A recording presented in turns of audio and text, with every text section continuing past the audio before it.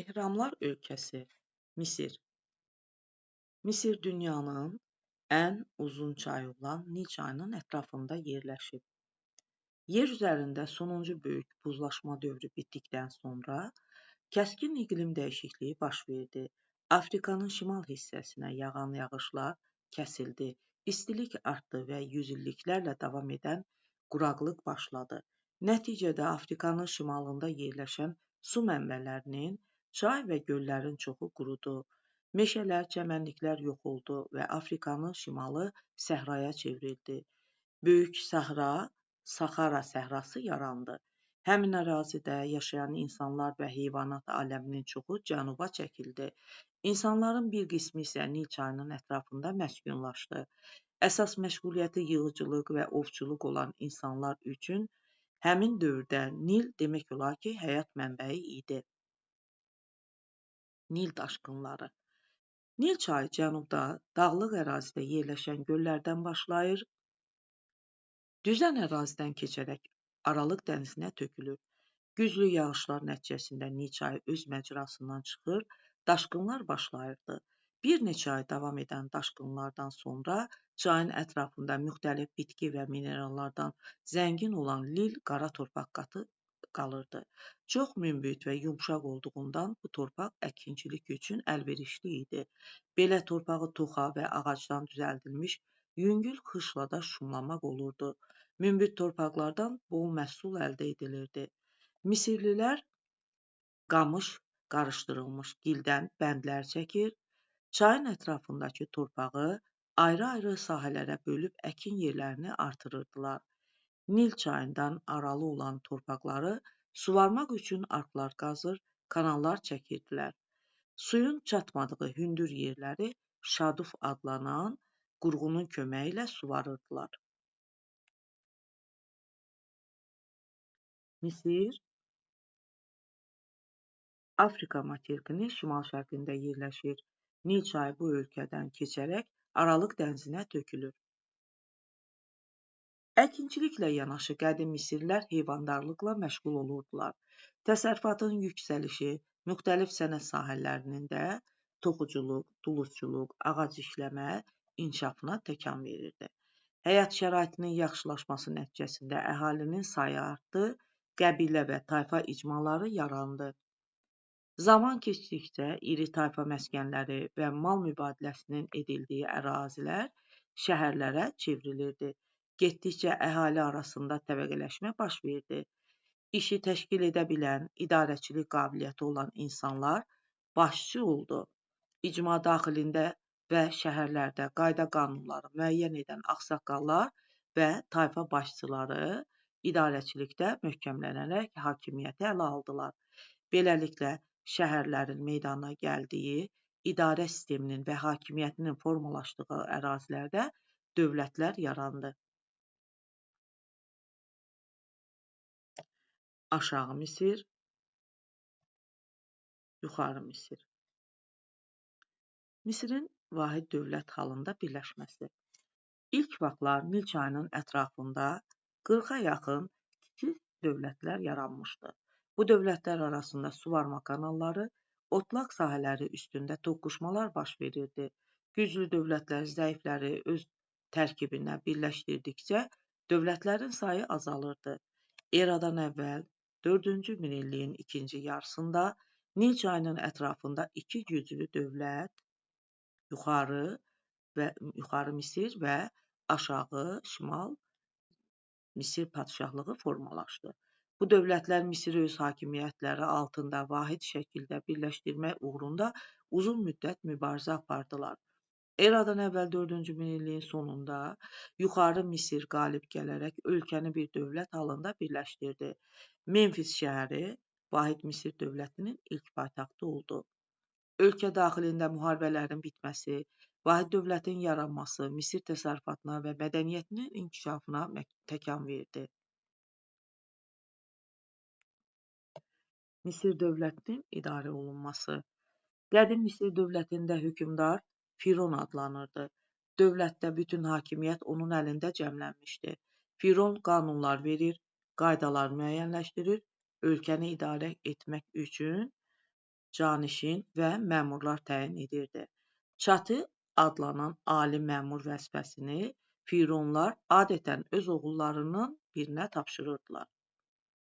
Misir dövlətinin qüdrətli dövrü. Fironların əsas dayağı yaxşı silahlanmış və təlim görmüş ordu idi. Misir birləşməsindən sonra Fironlar dövlətin ərazisini genişləndirmək üçün hərbi yürüşlər təşkil edirdilər. Eradan əvvəl 2-ci minillikdə Misir özünün ən qüdrətli dövrünə çatdı. Firon 1-ci Tutmosun hakimiyyəti dövründən başlayaraq işğalçı yürüşlər Asiya qitəsinə yönəldi. Döyüşlərdə əldə edilən qələbələr və işğallar nəticəsində Misrə minlərlə əsir qul gətirilmişdi. Misirdə qulları canlı ölülər adlandırırdılar. Ön Asiya. Avropalılar Asiya qitəsinin qərb hissəsini Ön Asiya adlandırırdılar. Çünki Avropalılar üçün Asiyanın önü, qabaq hissəsi buradan başlayır. 3-cü Tutmosdan sonra Misirin Ön Asiyada mövqeyi zəifləməyə başladı. Eradan əvvəl 13-cü yüzillikdə 2-ci Ramzes hakimiyyətə gəldi. O, Misirin əvvəlki qüdrətini bərpa etmək üçün yürüşlərə başladı. Afrikada Misir hakimiyyətinə qarşı qalxan üsyanın və hücumları yatırdıqdan sonra 2-ci Ramzes Ön Asiya üzərinə yeridi. Burada güclü dövlət olan Het şahlığı ilə qarşılaşdı. Hər iki dövlət müharibədə əsas zərbə qüvvəsi kimi döyüş arabalarından istifadə edirdi. Müharibə böyük itkilərə gətirib çıxardı və sonda sülh müqaviləsi bağlanması ilə nəticələndi. Müqaviləyə əsasən Fələstin və Finikiya Misirin hakimiyyəti altında qaldı. Suriya isə iki dövlət arasında bölündü. Müharibədən sonra 2-ci Ramzes ölkə daxilində böyük quruculuq işlərinə başladı. Onun göstərişləri sayəsində suvarma sistemləri yenidən quruldu. Paytaxt Fif şəhərində ölkənin müxtəlif yerlərində saraylar, sərdabə və məbədlər tikildi. 2-ci Ramzes Misirin sonuncu qüdrətli hökmdarı oldu. Misir dövlətinin tənəzzülü. Eradan əvvəl 1-ci minillikdə Misir dövləti getdikcə zəifləməyə başladı. Hakimiyyət uğrunda mübarizə gedir, hakim sülalələr tez-tez dəyişirdi. Bunun nəticəsində ölkənin idarə olunması pisləşir, məmurların özbaşınalığı artırdı. Bu isə xalq arasında Fironların nüfuzunun aşağı düşməsinə səbəb olurdu. Belə bir vaxtda Əhəməni dövləti Misiri işğal etdi. Bu müharibənin həlledici döyüşü Eradan əvvəl 525-ci ildə Perusiyada baş verdi. Perusiya qədim dövrlərdən Misiri qoruyan qala hesab edilir. Misirin möhrü adlanırdı. Perusiya döyüşündə qalib gələn Əhəmənilər Misiri işğal edib öz əyalətinə çevirdilər. Bununla da Misirdə yerli sülalələrin hakimiyyətinə son qoyuldu. Misirdə mədəniyyət, yazı.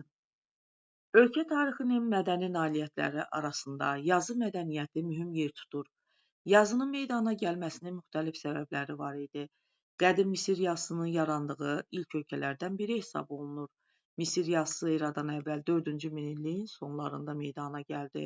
Bu zaman üçün əldə edilən məlumatlar, elmi və tarixi biliklər çox idi. Onları yadda saxlayıb şifahi ötürmək çətinlik yaradırdı. Yazının yaranmasının digər səbəbi Misirin vahid dövlət halında birləşməsindən sonra Fironların əmir və göstərişlərinin, qanunların insanlara dəqiq ötürülməsi zərurəti idi. İlk vaxtlar yazı üçün şəkillərdən istifadə edilirdi. Zaman keçdikcə şəkilli yazılar işarələrlə əvəz edildi. Misirlilər yazıya önəm verir, onu hieroqlif, Yunanca müqəddəs işarələr adlandırırdılar. Yazılar ağac, daş, dəri və papirus üzərinə yazılırdı. Misirdə təhsil və elm. Misirdə ən savadlı insanlar, kahinlər, məmurlar və dəftərxana işçiləri mirzələr idi. Vergilərin miqdarını, dövlətin gəlir və xərclərini hesablamaqdan ötürü bilik tələb olunurdu. Təhsil almadan bunları bilmək mümkün deyildi. Ölkədə təhsil məbədlərinin tərkibindəki xüsusi məktəblərdə aparılır, təcrübəli kahinlər və dəftərxana işçiləri müəllimlik edirdilər. Belə məbəd məktəblərdə əsasən adlı-sanlı və imkanlı insanların övladları oxuyurdu. Burada onlara ilk növbədə hieroqlif yazı öyrədilirdi. Papirusdan hazırlanan vərəqlər baha olduğundan uşaqlar üzərinə mum çəkilmiş lövhələrin yaxud hamar daş, qab qırıqlarının üzərində yazırdılar. Yazmaq üçün qamış qələmlərdən, xüsusi mürəkkəblərdən istifadə olunurdu. Bu məktəblərdə hesab və həndəsə elmi tədris edilirdi. Həndəsəni bilmədən piramida və məbədlər tikmək, həcm və sahəni hesablamaq mümkün deyildi. Ona görə də məbəd məktəblərdə həndəsə əsas fənn hesab olunurdu. Hələ o vaxtlar Misirlilər həndəsi fiqurların, üçbucaq, dairə və trapesiyanın sahələrini hesablaya bilirdilər. Onlar bizim hazırda istifadə etdiyimiz rəqəmləri bilməsələr də, onluq hesablama sistemindən istifadə etməyi bacarırdılar. Qədim Misirdə hər bir rəqəm üçün ayrıca işarə mövcud idi. Qızlar musiqi, rəqs və evdarlıq öyrənirdilər. Pis oxuyan, nadinclik edən uşaqlar cəzalandırılırdı. Qədim Misirdə astronomiya. Qədim Misiri qızılı ölkə adlandırırdılar. Lakin onun əsas sərvətinin əkinçilikdən əldə olunan buğda və digər dənli bitkilər təşkil edirdi. Bol məhsul Nilin daşqınlarından asılı olduğundan dövlət bu işi həmişə nəzarətdə saxlayırdı. Bənd və kanallar hazırlamaq üçün daşqın vaxtını dəqiq bilmək lazım idi. Misirli alimlər bu daşqınların vaxtını ulduzları müşahidə etməklə öyrənirdilər. Onlar daşqın zamanı göydə ulduzların eyni mövqedə olmasını müəyyən etdilər. Beləcə astronomiya elminə aid ilk biliklər yarandı. Kahin alimlər ulduzlu göyün xəritəsini tərtib etdilər. Astronomiya ilə məşğul olan alimlər Nildə baş verən bir daşqından digərinə qədər olan zamanı hesablayıb təqvim yaratdılar. Misir təqvimi 12 aya, 365 günə bölünürdü. Hər ay 30 gündən ibarət idi. İlin sonuna 5 gün əlavə edib həmin günləri bayram edirdilər. Misirli alimlər günəş və ay tutulmalarının vaxtını dəqiq bilirdilər. Günəş və su saatlarından da istifadə edilirdi. Qədim Misirdə din. Qədim Misirlər dini inanclarına və etiqadlarına görə çoxtanrılı və bütpərəst idi. Onlar insan və bitkilər üçün əsas işıq, istilik mənbəyi olan günəşə, gecələr yeri işıqlandıran aya, Nil çayına, müxtəlif heyvan və quşlara səcdə edirdilər. Evlərinə isə bu tanrıların daşdan, ağacdan düzəldilən heykəlləri qoyurdular. Onlar tanrıları quş yaxud heyvan başlı insan bədənli təsvir edirdilər.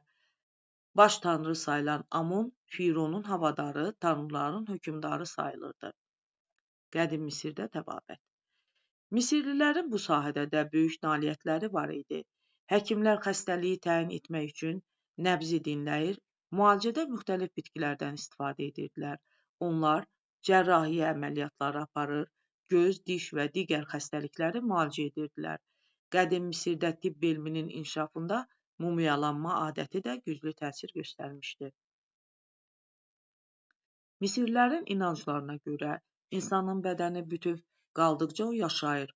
Buna görə onlar vəfat etmiş adamın bədənini olduğu kimi saxlamağa çalışırdılar. Belə ki, ölülərin bədəninə duzlu maddələr, məhlullar sürtür, onları qatıran və duz hopdurulmuş tənziflə sarıyırlar. Belə dəfn adəti mumiyalanma adlanır. Qədim Misir incəsənəti.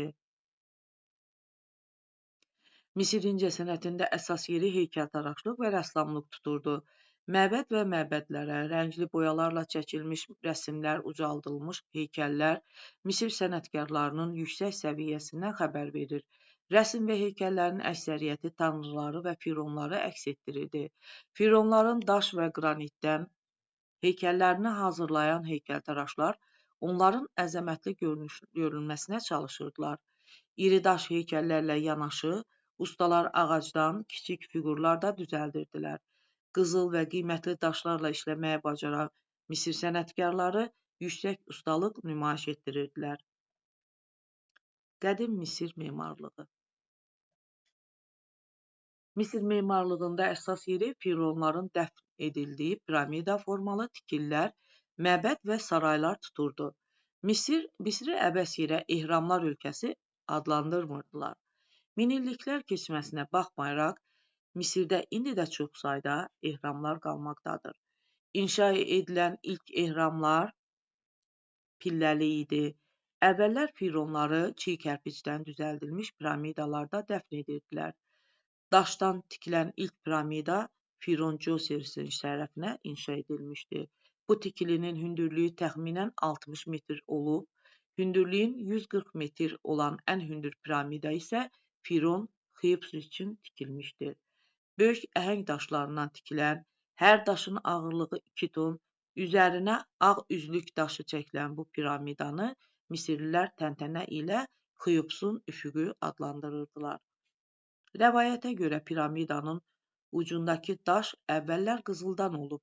Xeopsun ehramı 3000 ildən çox müddət ərzində dünyada ən hündür tikili hesab edilib. Piramidaların qarşısında bütöv qayadan yonulmuş böyük Sfinks heykəli ucalır. Misirlilər Sfinksi dəhşətlər atası adlandırırdı. Onun fironların ruhlarının qoruduğuna inanırdılar. Böyük Sfinksdir hazırda.